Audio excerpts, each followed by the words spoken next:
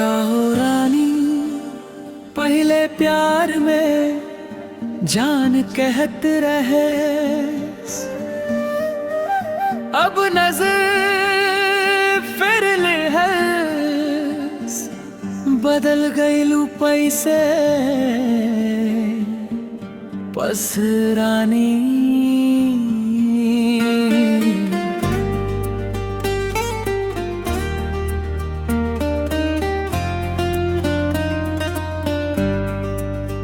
गरीबी में साथ निभैबू कहले रहे, दुख सुख में संग रहबू कहले रहे।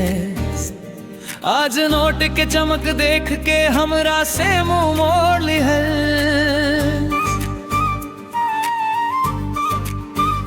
जवन हाथ पकड़ के कसम खैले रहे, ओही हाथ से दूर धकेल।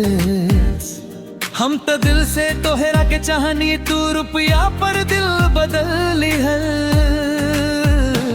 छोट बड़ ना देखनी, बस तोहरे लाजिए लगनी। अब सब कुछ बदल गई, तो अजनबी जैसन लगनी। बदल गईलू पैसे पस रानी, भुला गईलू पुरान कहानी।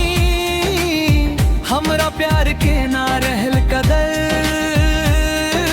नोट बन गईल तोहार दीवानी।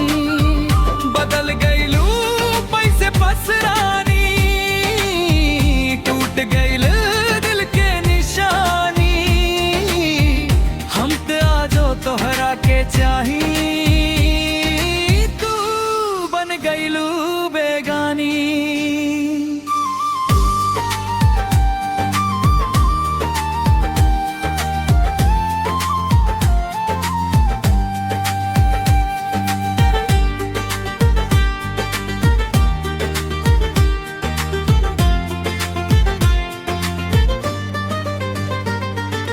याद बाओ दिन के बात, छत के नीचे सगरी रात।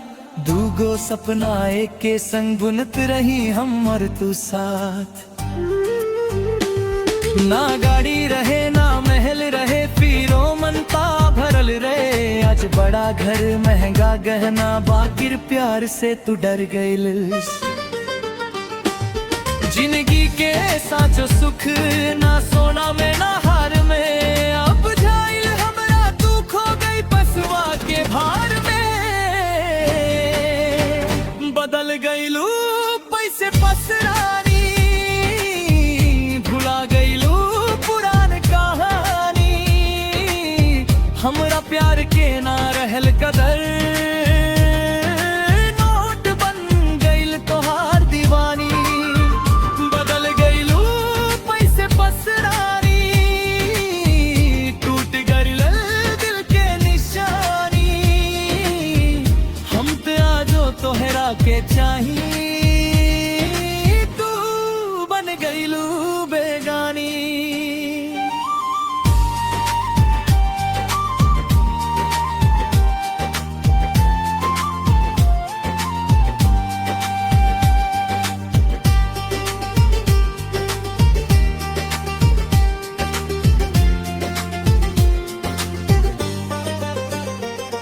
कब हूँ याद आई तो सोच ली, इसका चाहत रहे साचो। दुनिया में दौलत मिल जाए, प्यार न मिलेला इतना साचो। हम ना रखबब शिकायत, बस रह जाई मन में आग। तोहर नाम जैसन रहल उहे बन गई लाजो दाग। बदल गईलू पैसे पस रानी, अब ना सोहत पुरान कहानी। तू खुश रहे सपना दुनिया में, हम सहलेब वीरानी। बदल गईलू पैसे पस रानी, याद रही तोहार निशानी। प्यार साचो रहल हमरे दिल में, रुपया पानी। जा रानी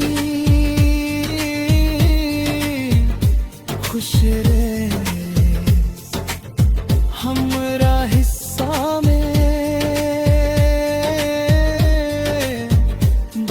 याद रहे। बदल गई लो